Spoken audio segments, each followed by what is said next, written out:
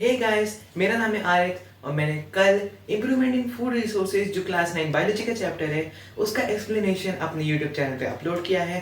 तो जिसने कल का वीडियो नहीं देखा वो अभी जाके उस वीडियो को देखें। आज का हमारा टॉपिक होने वाला है क्लास 9 फिजिक्स का चैप्टर साउंड। अभी मेरे घर के बाजू में कंस्ट्रक्शन का काम लगा है जिसकी मेरे कानों में बहुत ज़्यादा आवाज़ आ रही है, घर घर और बहुत सारी आवाज़ें। अगर मेरी मम्मी अभी मुझे बुलाती हैं तो मुझे मेरी मम्मी की आवाज़ें ज़्यादा सुनाई देंगी। क्यों? क्योंकि मेरी मम्मी की आवाज़ की फ्रीक्वेंसी ज़्यादा होगी। अब ये फ्रीक्वेंसी और एम्पलीट्यूड ये सब क्या होता है ये हम आगे चैप्टर में पढ़ेंगे। Without wasting any time let's begin. Guys, मैंने अब इस चैप्टर की स्लाइड्स तैयार करके रखी हैं, तो चलिए मैं आपको इसका एक्सप्लेनेशन देता हूँ। चलिए हम अपना चैप्टर साउंड शुरू करते हैं। फर्स्ट टॉपिक है how is sound produced. Sound produce कैसे होती है? तो sound is produced by vibrating objects. The matter और substance through which the sound is produced is called a medium. The medium can be solid, liquid और gas. Sound moves from the point of generation to the listener. When an object vibrates, it sets the particle of the medium around it vibrating. तो sound जो होती है वो basically जब objects vibrate होते हैं उनसे साउंड प्रोड्यूस होती है। जिस चीज़ से साउंड प्रोड्यूस होती है उसे हम मीडियम कहते हैं। फॉर एग्ज़ाम्पल जैसे मैं बात कर रहा हूँ, मेरे जो वोकल कॉर्ड्स हैं वो वाइब्रेट होते हैं। जब वो वाइब्रेट होते हैं तब उनसे साउंड निकलती है और वो एक मीडियम बन जाते हैं साउंड का। The medium can be solid, liquid और गैस। साउंड तीनों चीज़ों में ट्रैवल कर सकती है, सॉलिड में, लिक्विड में और गैस में। Sound moves from the point of generation to the listener. अभी यही एग्जांपल ले लेते हैं। पॉइंट ऑफ जेनरेशन हो गया मेरी वोकल कॉर्ड्स और लिसनर हो गया ये माइक जिससे मैं रिकॉर्ड कर रहा हूँ। When an object vibrates, it sets the particle of the medium around it vibrating. ये हम आगे पढ़ेंगे। Compression is the region of high pressure and rarefaction is the region of low pressure. ये जो ऊपर हम देख सकते हैं इसे हम साउंड का डायग्राम भी कह सकते हैं। इस डायग्राम में जो बहुत ज़्यादा डेंसिटी वाला ये जो काला काला एरिया है वो है कंप्रेशन, और जहाँ पे लेस डेंसिटी है, जो स्पेसेस हैं जहाँ पे, उसे कहते हैं rarefaction. Compression is the region of high pressure and rarefaction is the region of low pressure. Propagation of sound. Longitudinal waves are the waves in which individual particles of the medium move in a direction parallel to the direction of propagation of the disturbance. ये बहुत complex definition हो गई, मगर मैं आपको simple शब्दों में बताता हूँ। जब पार्टिकल्स और साउंड के डायरेक्शन, जो पार्टिकल्स वाइब्रेट होते हैं उनकी डायरेक्शन और जिस डायरेक्शन में साउंड ट्रैवल कर रही है वो डायरेक्शन जब दोनों सेम होते हैं तब उसे लॉन्गिट्यूडनल वेव कहा जाता है। We can say that sound is a longitudinal wave. There is another type of wave called a transverse wave in which particles do not oscillate along the direction of wave propagation but oscillate up and down about their mean position as the wave travels. ये दोनों ही definition बहुत complex हैं, मगर मैं आपको simple शब्दों में बता देता हूँ कि ये जो ट्रांसवर्स वेव होती है उसमें पार्टिकल्स और जो साउंड की डायरेक्शन होती है वो सेम नहीं होते हैं। जो पार्टिकल्स होती हैं वो ऊपर नीचे वाइब्रेट करती हैं और साउंड सीधे ट्रैवल करती है। Characteristics of a sound wave. There are 3 characteristics of a sound wave. Those are frequency, amplitude and speed. ये 3 ही कैरेक्टरिस्टिक्स होती हैं साउंड वेव की। चलिए इनके पढ़ते हैं। The peak of a sound wave is called a crest and the lowest part is called a trough. ये जो है ये ग्राफ, ये फ्रीक्वेंसी ग्राफ कहला सकता है। इसमें जो हाईएस्ट यहाँ पे पॉइंट होता है उसे हम क्रेस्ट कहते हैं और जो लोएस्ट पार्ट होता है उसे हम ट्रफ कहते हैं। The distance between two consecutive compression or rarefaction is called the wavelength and is usually represented by the symbol lambda. जो दो consecutive compression होते हैं यानी कि सबसे ऊपर वाले भाग जो दोनों रहते हैं या फिर सबसे नीचे वाले भाग जिसको rarefaction कहते हैं, उनके बीच का जो डिस्टेंस होता है वो होता है wavelength. So wavelength is represented by the symbol lambda. The change in density from the maximum value to the minimum value, then again to the maximum value, makes a complete oscillation. The number of such oscillation per unit time is the frequency of the sound wave and is usually represented by nu.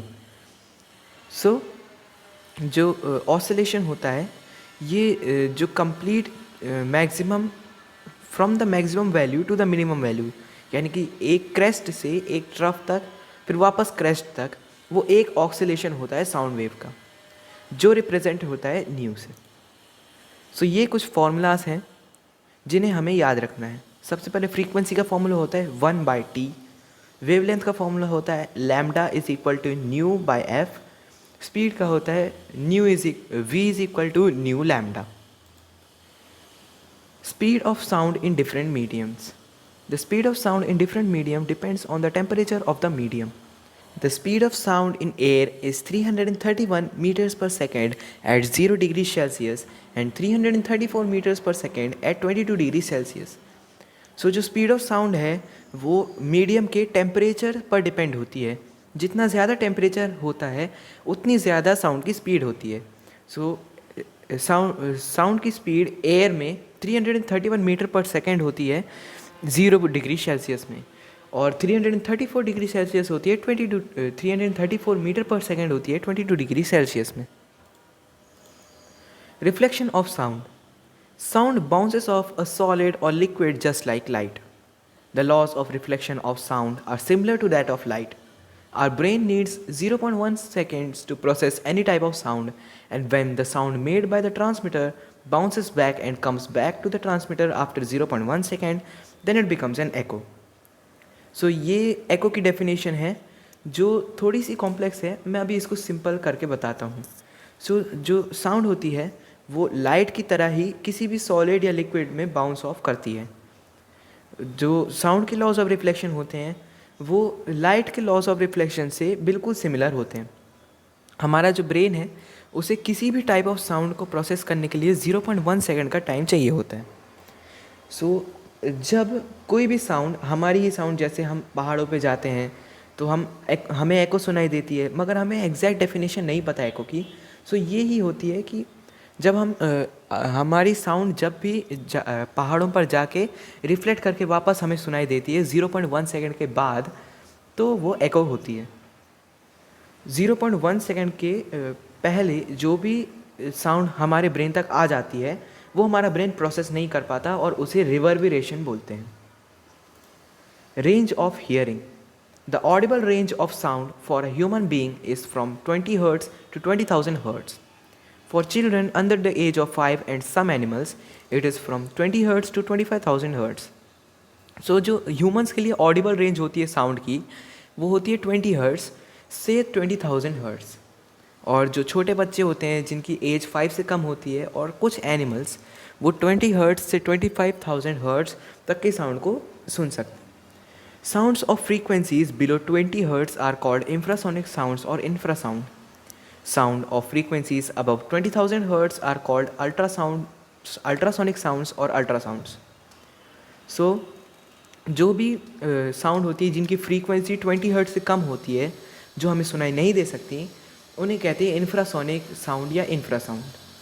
और जिन sounds की frequency 20,000 hertz से भी ज़्यादा होती है उन्हें कहते हैं अल्ट्रासोनिक साउंड्स और ultrasounds. Applications of ultrasound. Ultrasound किस लिए यूज़ होती है? Ultrasound is generally use to clean parts located in hard to reach places. Ultrasound can be use to detect cracks and flaws in metal blocks. Ultrasound waves are used to draw a picture of the heart and is called echocardiology. Ultrasound waves are also used to break small stones in kidney into fine grains. Ultrasound वो जो generally use होती है cleaning process के लिए use होती है, generally hard to reach places में, मानी कि जहाँ हाथ नहीं जा सकता वहाँ जाने के लिए अल्ट्रासाउंड, वहाँ क्लीन करने के लिए अल्ट्रासाउंड को यूज़ किया जाता है. अल्ट्रासोनिक वेव्स जो होती है वो हार्ट की एक पिक्चर ड्रॉ करने के लिए भी यूज़ की जा सकती है जिसे कहते हैं एकोकार्डियोलॉजी. और ultrasound waves are also use to break small stones in kidneys into fine grains. जो किडनी स्टोन हो जाते हैं लोगों को, उन स्टोन्स को स्मॉल स्मॉल ग्रेन्स में, ताकि उन्हें दर्द ना दे, ये स्मॉल फाइन ग्रेन्स में तोड़ने के लिए अल्ट्रासाउंड का यूज़ किया जाता है। So this is the end of sound chapter. I hope आप लोगों को समझ में आ गया होगा। सो ये था हमारा चैप्टर ऑफ साउंड। सो इसके पार्ट 2 में हम न्यूमेरिकल्स करने वाले हैं इस चैप्टर के। उसकी तैयारी मैंने चालू कर दी है, so stay tune for that. So इस वीडियो में बस इतना ही। अगर आपको ये वीडियो पसंद आया हो तो कमेंट करके मुझे ज़रूर बताएं। So thanks for watching.